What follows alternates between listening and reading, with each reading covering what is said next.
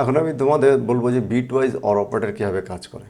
একই ব্যাপার, আমরা অরের যে অরের লজিক কি, অর যে অপারেটর আছে এর লজিক হলো যে আমাদের যে ইনপুটগুলি থাকবে, যে ইনপুটগুলি থাকবে, একটা দুটো থাকতে পারে, দুইয়ের বেশি থাকতে পারে, তো যে ইনপুটগুলি থাকবে তার কী হবে, তার আমাদের যে মানে তার মধ্যে থেকে যে কোনো একটার ওয়ান হলেই আউটপুট ওয়ান।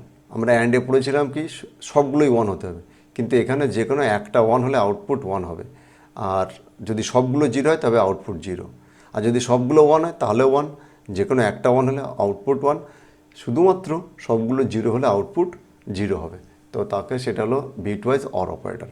তেমন দেখো আমরা এখানে আমাদের যে প্র্যাকটিক্যাল করেছি, যদি আমি bitwise or operator, or চিহ্ন কি এখানে আমাদের এটা পাইপ চিহ্ন, এটা দিতে হবে A or B, A equal to 2, B equal to 5। আমি এটা এ অর বি করলে কি উত্তর পাবে, দেখো 6 উত্তর পাচ্ছি। আমরা যখন অ্যান্ড করেছিলাম তখন 0 পেয়েছিলাম, আর অর করলে আমি পাচ্ছি 6। সেটা কীভাবে আমাদের হচ্ছে সেটা আমরা এখন তোমাদের দেখিয়ে দিচ্ছি। দেখো এ মানে হলো এ ইকুয়াল টু কত ছিল, 2, তাতে 2 এর বাইনারি করলে কত হচ্ছে 1 0, আমরা অতিরিক্ত আরও দুটো জিরো বসিয়ে দিলাম এখানে।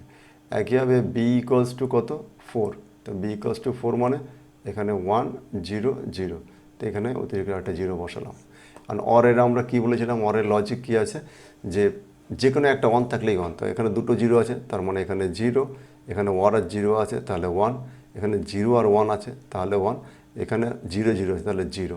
তো দেখো 0 0 মানে 0 1 1 0 মানে হলো 6, সেটা কীভাবে হয় দেখো, এটা 1, এটা 2, এটা 4 8, মানে এই ঘরের মান 1, এই ঘরের মান 2, এই ঘরের মান 4, এই ঘরের মান 8। আমরা যেমন ডেসিমালে একক দশক মানে 1, তারপরে 10, তারপরে তার 10 গুণ, ঠিক তেমনি এখানে বাইনারিতে 1, তার 2 গুণ হলো 2, তার দ্বিগুণ হলো 4, তার দ্বিগুণ হলো 8। তো এইভাবে আমাদের সিরিজ তৈরি হয়। তো এখানে আমাদের কি দেখলাম, তাহলে আমাদের এটা হলো 6 এইভাবে। তো এটা হলো আমাদের অর অপারেটর। একইভাবে আমরা মনে করো আমরা এখানে 5 দিয়ে দিই, মনে করো এ ইকুয়াল টু 5 আমাদের যেটা ছিল, আর বি ইকুয়াল টু 3, তাহলে আমাদের কত উত্তর পাবো, তাহলে উত্তর পাবো দেখো 7। এখন 7 কীভাবে হচ্ছে দেখো, তোমার এখানে আমরা